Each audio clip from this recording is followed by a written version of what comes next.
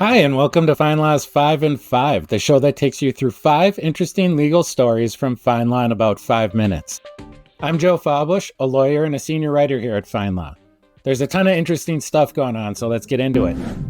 The big story in legal news is out of Alabama, where a state Supreme Court ruling threatened in vitro fertilization practices by potentially raising costs and legal risks to clinics in the state.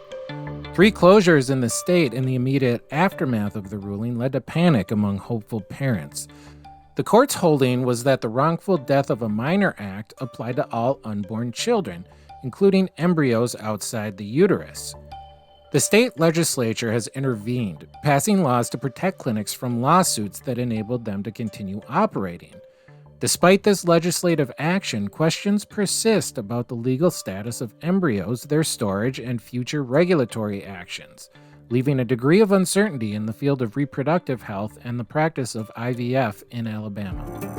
In other shocking news from the medical world, former Harvard morgue manager Cedric Lodge is accused of stealing and selling donated human remains. Relatives of the deceased sued Harvard for negligence, understandably, but their lawsuits were recently dismissed by a Massachusetts judge who found Harvard not liable under the Uniform Anatomical Gift Act.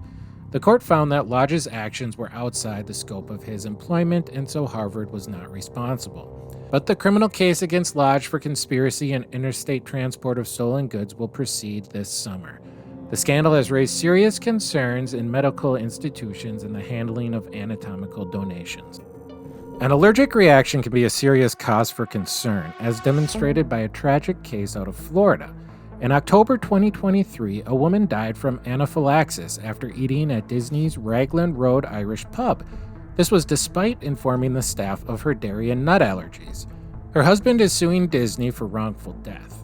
Now, while food manufacturers must list common allergens on labels, restaurant allergy awareness laws vary by state.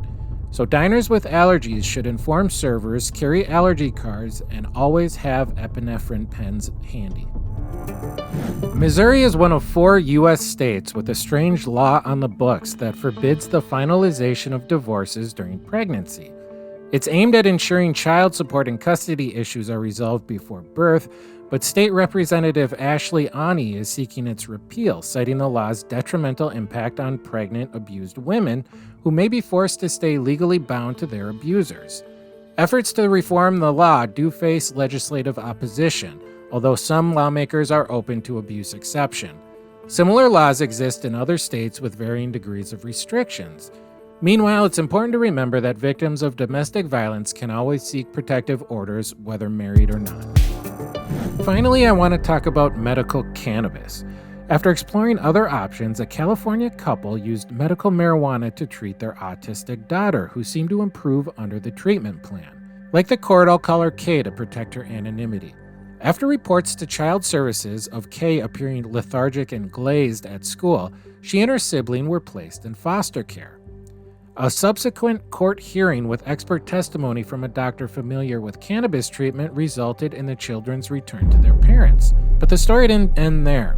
The parents sued the California Department of Child Services for wrongful removal, alleging judicial deception for omitting that Kay was under medical supervision when they first sought to remove the children.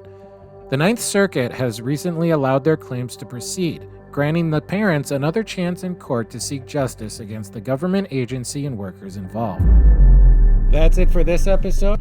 As always, you can find more information about these topics and others at FindLaw.com. If you have any questions, comments, or story ideas, please email me at FindLawPodcasts@ThomsonReuters.com. Thanks for joining me.